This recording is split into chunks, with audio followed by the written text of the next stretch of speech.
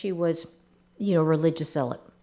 Unfortunately, that's what we think. And keep wondering, and I am at the same time, for an instance, I wondered, wow, how do they let her out of the unit to do this for people? I'm assuming she did this for all waiting people in the surgery waiting room.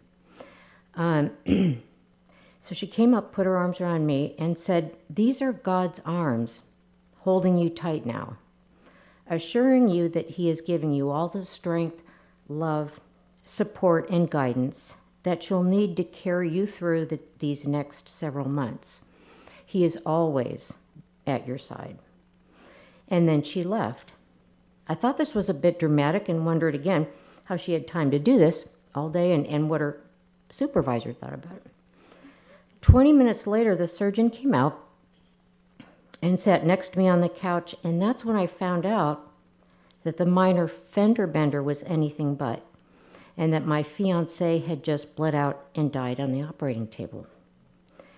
Amazingly, during the next difficult months, I never once forgot those words the nurse told me that afternoon in the waiting room, which surprised even me because I'm not the kind to remember verbatim. I leaned on that heavily every day for the longest time, every day. And I repeat, she said, "These are God's arms holding you tight now, assuring you that he is giving you all the strength, love, support, and guidance that you'll need to carry you through these next several months. He's always at your side." It felt like a best friend was standing right next to me, right next to my right arm, never leaving my side ever in those next difficult months. It was a comfort more powerful than anything I can put words to. As a chaplain, I hope to be a support like that for someone else. I hope to give that strength and power to anyone I can. To repeat today's daily word, as your chaplains, we are here and we do care. Thanks.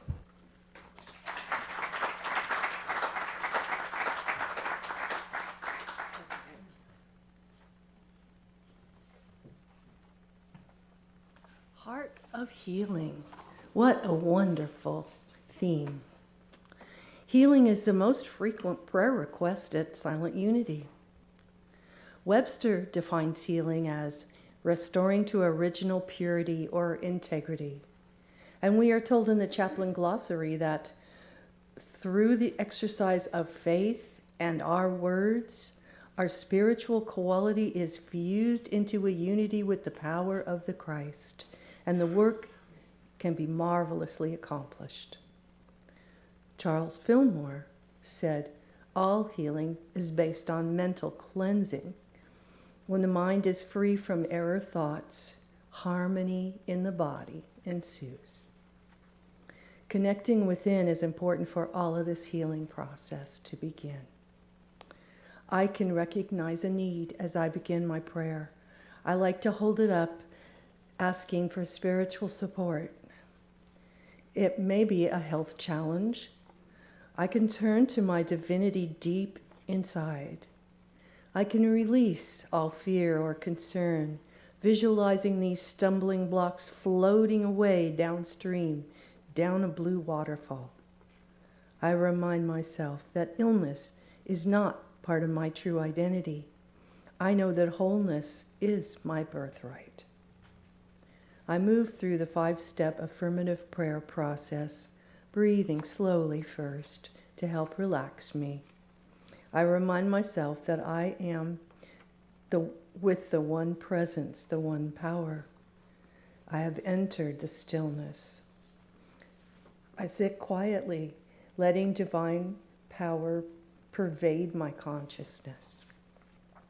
I employ denials such as, "I am not my circumstances," or "this appearance of disease has no real power over my true self." Affirmations are important also, such as, "I feel the divine strength, the health beyond illness, and the peace beyond the noise of modern life. I seem to touch the healing presence of God within, and claim that healing for myself or my congregant. I may call on one of the 12 powers, such as order, strength, life, or faith, to bolster my prayer. Then I take on an attitude of positive expectation and gratitude throughout the days ahead. I may be able to sense the healing unfold, but I also know that God's time is not always human time. My patience may be required. I continue to express my gratitude for what I do have. I do all I can to support my health. I try to eat well, rest well. Maybe I'll eat extra protein. And in my daily prayers, I affirm and claim my wholeness as a perfectly made child of God. It's such a pleasure to experience my health challenge or my issue improving, and it is such a blessing to pray with other people. We each get reminded of the gift of our God-given powers. Our prayers bless each of us. I am reminded that we are each the expression of God on earth. I am honored to be a vehicle of the Holy Spirit. I am honored to feel it working through me.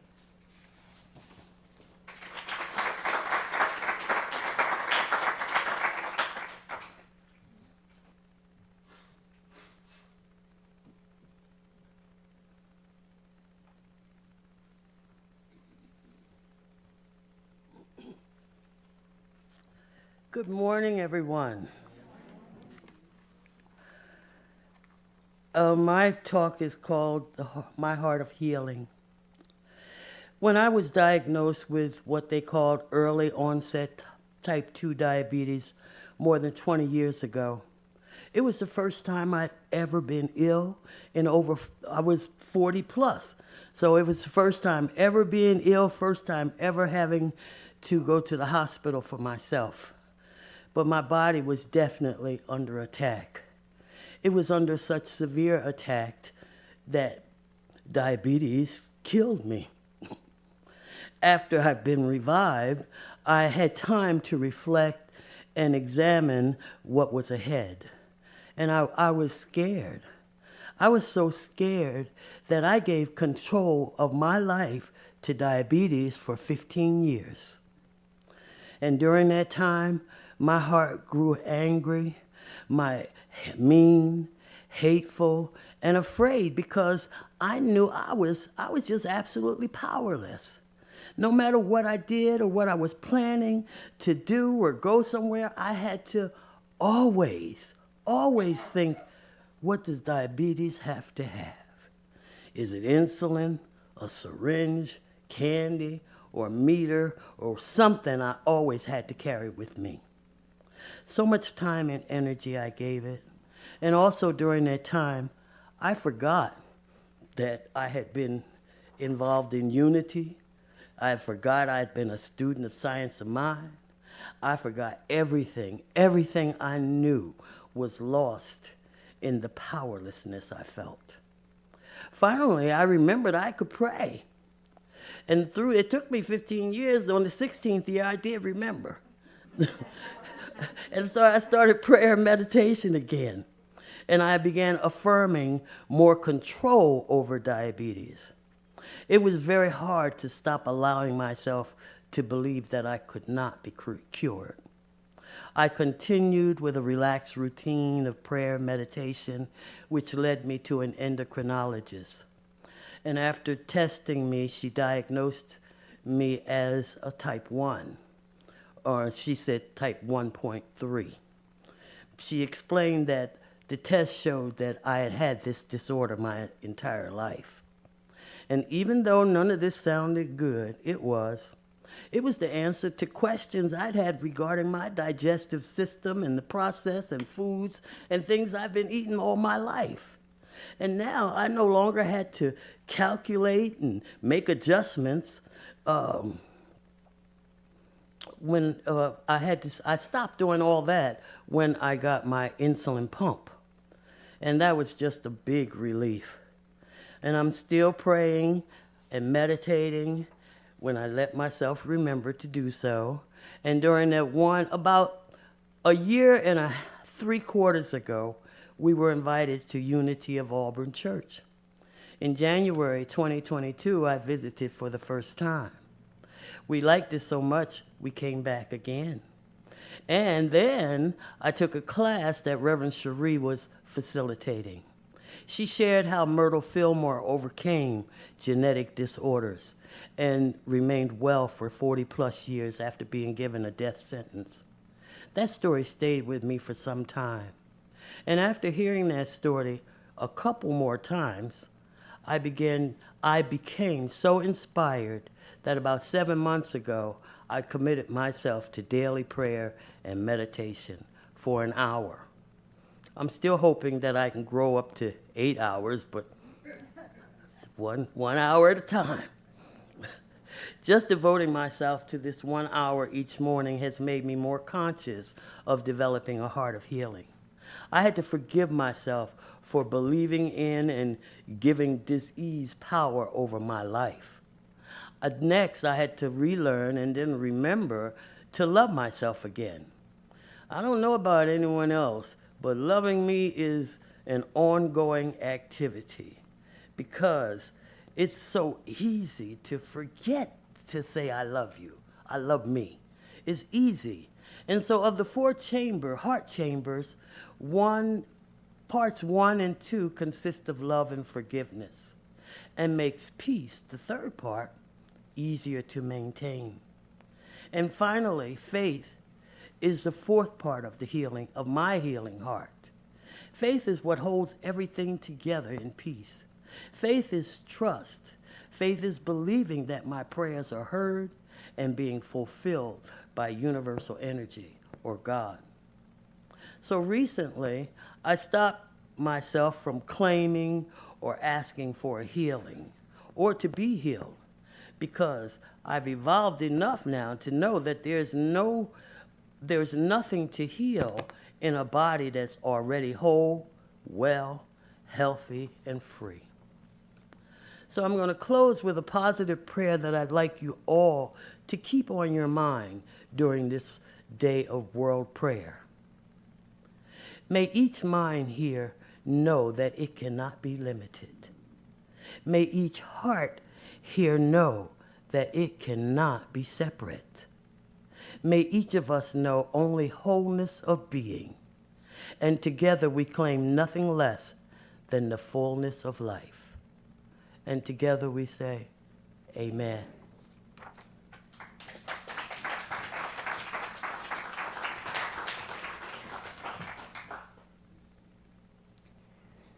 Thank you. You can see 4 beautiful spirits, right? You feel comfortable coming to them for prayer.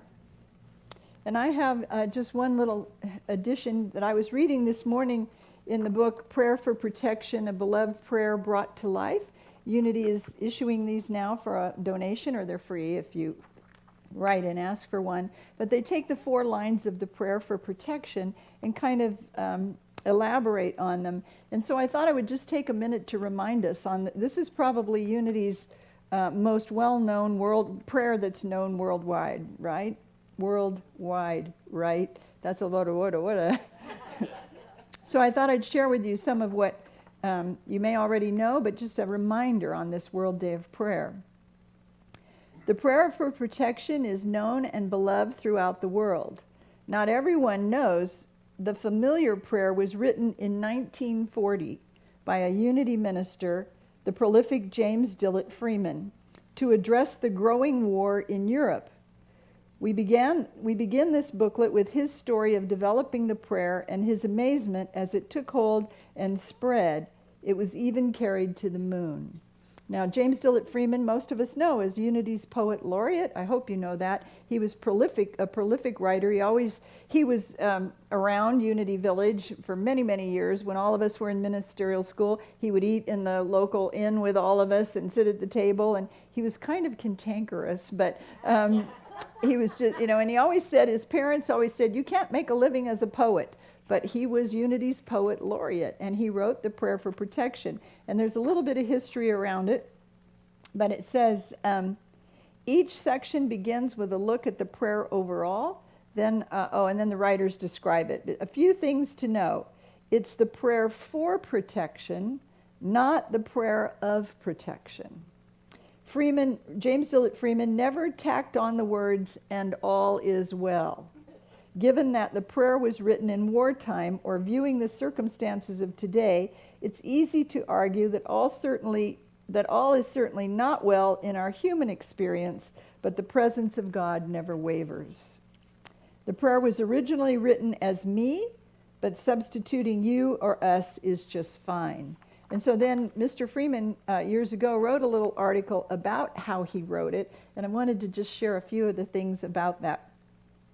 World War II was raging in Europe, excuse me, and Silent Unity was receiving a lot of letters, as you can imagine, to pray for the soldiers, to pray for the war to end, to pray, not unlike what's going on now in Ukraine and all the things with China and all the restlessness in our political system. There's a lot of prayers going to Silent Unity for harmony to be restored. And so they say they're receiving many letters and phone calls from people caught in the conflict, but for a long time we did not have a prayer for protection that we were all satisfied with. And we mean Silent Unity. He was, I don't know if James Freeman was the director of Silent Unity at that time. Excuse me. The Silent Unity Prayer Ministry had always written a special Christmas prayer, a Christmas prayer service just for the Silent Unity workers alone. And in 1940, James Dillett Freeman was asked to prepare this service. And he said, we'd never before needed a prayer for protection, but in 1940 we needed one. So he said, I wrote one to go with the Christmas service. What I wrote was a little 4-line verse. And it went like this. The light of Christ directs me. The love of Christ enfolds me. The power of Christ protects me. The presence of Christ upholds me. And you can feel those words in you, in your life. I had hardly finished the Christmas service before Silent Unity came to me again and asked me to write a protection pamphlet that we could send to people who were asking for prayer support and encouragement. So he did. And he said he'd written the prayer for protection just for Silent Unity, but now it came rolling into his mind, he said, that it demanded that I pay attention to it. And it enticed me to see what I could make of it. If you're creative, if you're an artist, you know when you create, you get still and you allow that dissension of spirit to come into you, to plant ideas or to give you inspiration or aha moments. And James Dillett Freeman, in all of his writings, always talked about how it was the Spirit of God flowing through him and out through the ink in his pen as he wrote. So he said the prayer was calling him to pay attention to it. So he said, first I took the rhymes from it. I felt it would be more universally received if it was not a rhyme. Then I changed Christ to God. It had been Christ because it was a Christmas prayer. But I felt we were going to send it around the world and God might be more acceptable to people. So the little prayer became, the light of God surrounds me. The love of God enfolds me. The power of God protects me. And the presence of God watches over me. This is the way it was first printed. And then a line came to me that felt would make the prayer even more powerful. And that line was, wherever I am, God is. He said they were getting a lot of prayers. Soldiers in the trenches with foxholes and trenches and stuff. Wherever I am, God is. He said, I added it as a 5th line, and the prayer for protection first appeared as the 4-line prayer in 1941, but we reprinted it in 1943, and it appeared in the form it has been in ever since. The light of God surrounds me, the love of God enfolds me, the power of God protects me, the presence of God watches over me. Wherever I am, God is. He says it is possible that no prayer Unity has ever printed has reached as many people as the prayer for protection. For not only has Unity printed it over and over, but almost every Unity church uses it to conclude its service. Sound familiar? On the very first moon landing on Apollo 11, astronaut Colonel Edwin Buzz Aldrin carried the Unity prayer for protection with him. He did not know me or Unity. And I remember seeing in the archives library where he was part of a Baptist church, fairly large Baptist church, and they all did a time capsule. And they signed all their names, and in the time capsule they put Unity's prayer for protection, and it was carried to the moon in a time capsule, and it's still there today. Not only once, but twice. A second astronaut carried it on their moon journey. And I can't tell you who that is right now, but it appeared in hundreds of different publications that have no connection with Unity, and many millions of people have carried it around on cards that fit into their pocketbooks, pockets, and billfolds. It's been translated into many languages. Sometimes it appears with me as the author. Often no author is given. Sometimes other people claim it, that they authored it. It had been changed and changed again before it reached the final form that it is in now that best meets people's needs. This prayer is the product of much thought and concentration of a mind that was willing to stay open to receive divine inspiration.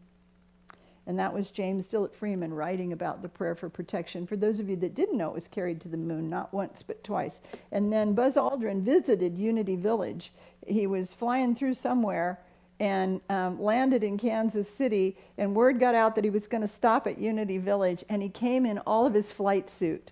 It was celebrity. It was celebrity. And he met James Dillett Freeman, and they took pictures, and he was never really a big convert of Unity, but he came to Unity Village, and Unity Village at a time employed more than 600 people. And so it was big. Were you there when that happened, Jerry? And you enjoyed? No? Oh, okay. Anyway, so on this World Day of Prayer, Unity has had a major influence in the prayer life of all of us, I think. I think if you gave your own testimony, as our chaplains did so beautifully, that it touches us at a deep level. Myrtle's healing has lived 178 years, the prayer for protection since 1940, and now today our chaplains installed and available and trained to help you cultivate that prayer life that all things are possible with God. And so we give thanks for that. And Donna Vetramili is going to lead us in our time of meditation, and we'll give thanks for that.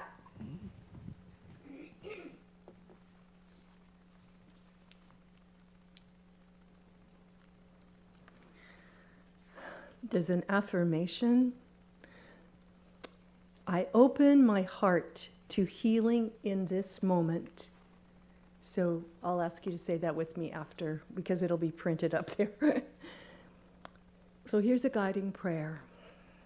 Alert and focused, I breathe into this powerful moment.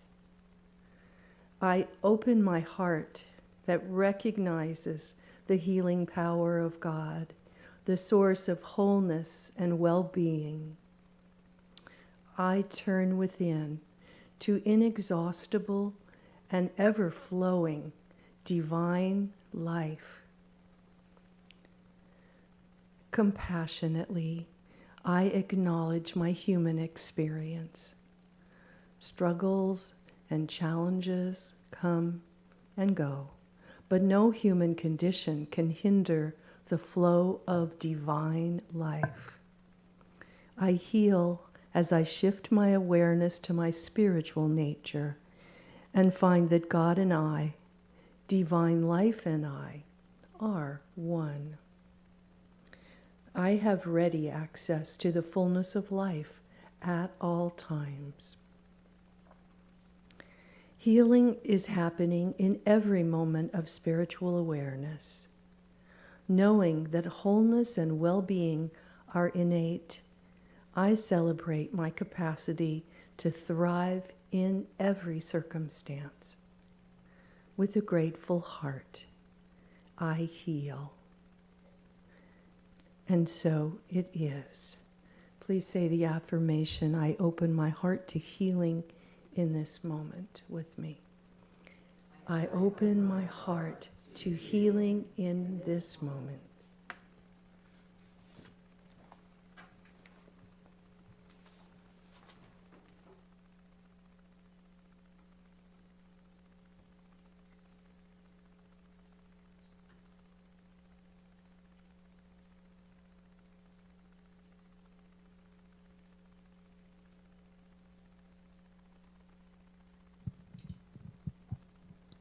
For today's special music, the words will be put on the screen, and if you would like to sing at any time, feel free. We're just up here as the channeling instruments to get you going.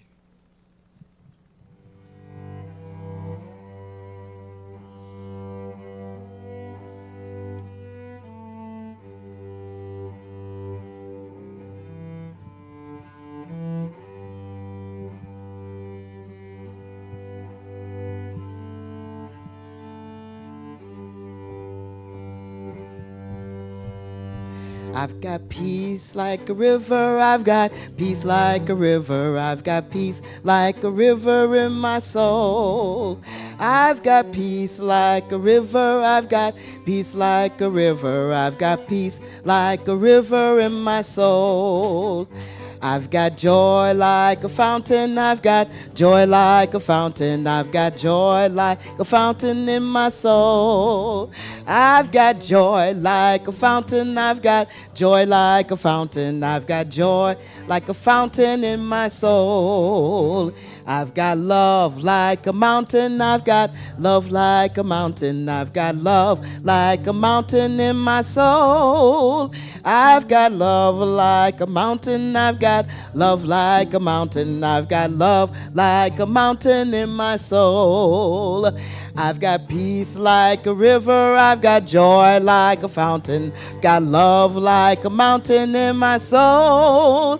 I've got peace like a river, I've got joy like a fountain, I've got love like a mountain in my soul. This little light of mine, I'm gonna let it shine. This little light of mine, I'm gonna let it shine. I'm gonna let it shine, let it shine, let it shine, let it shine. This big light of mine, I'm gonna let it shine. This huge light of mine, I'm gonna let it shine. This great light of mine, I'm gonna let it shine, let it shine, let it shine, let it shine. All around my home, I'm gonna let it shine.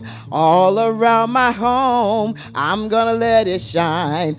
All around my home, I'm gonna let it shine, let it shine, let it shine, let it shine. All over the neighborhood, I'm gonna let it shine. All around our neighborhood, I'm gonna let it shine. All around the neighborhood, I'm gonna let it shine, let it shine, let it shine, let it shine. Hide it under a bushel, no, I'm gonna let it shine. Hide it under a bushel, no, I'm gonna let it shine. Hide it under a bushel, no, I'm gonna let it shine, let it shine, let it shine, let it shine. Don't let anybody blow it out, I'm gonna let it shine. Don't let anyone blow it out, I'm gonna let it shine.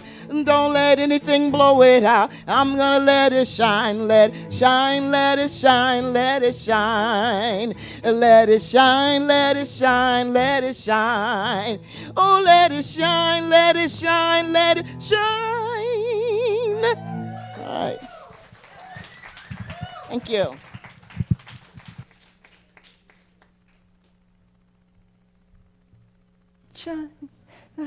Fantastic duet, right? Yay. More of that, more of that. All right. So we come to that time in our service when we want to bless our offerings and our tithes.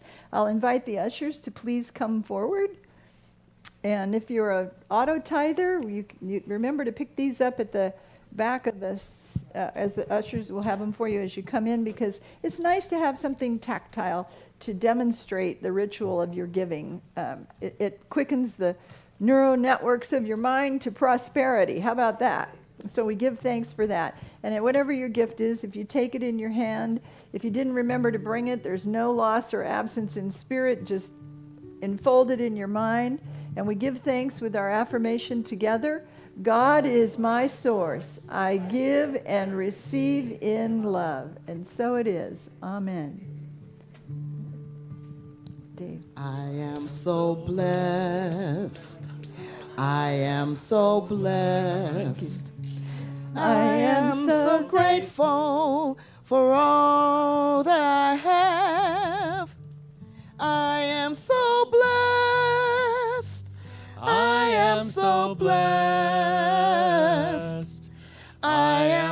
so grateful. I am so blessed. I am so blessed. I am so blessed. I am so grateful for all that I have. I am so blessed. I am so blessed. I am so grateful. I am so blessed. I am so grateful. I am so blessed.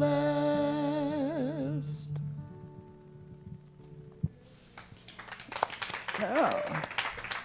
Breathe in that blessing. We are so blessed. This ministry is so blessed. All right, announcements. Anybody here for the very first time as a visitor or a guest? First, second, or third time? Because sometimes first time you don't want to raise your hand or whatever. Anybody new today? We're all family. Well, you're all beautiful families. Thank you. All right, we'll be having a yard sale on September 16th, Saturday from 8 to 12. And we need volunteers a couple days before. There's sign-up sheets in Manning Hall. Come and work a 2-hour shift just to help us. We bring the long tables into the sanctuary and we stack all the stuff so we can just carry it out to the parking lot on Saturday.